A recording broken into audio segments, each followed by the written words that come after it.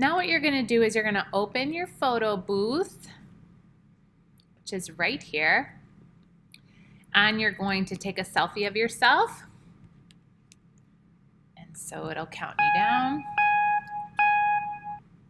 Okay, so now I have my selfie, and I'm just gonna grab it and I'm gonna drag it to my desktop. Then you're gonna open your Photoshop, which is in your Launchpad. And from here, you're going to go File, New.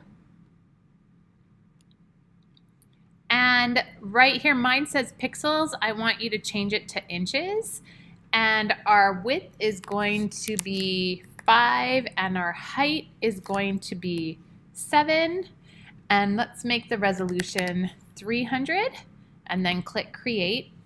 I'm gonna find that selfie. Here it is. And I'm gonna drag it right into my Photoshop. Okay, and then I'm just gonna hit Enter.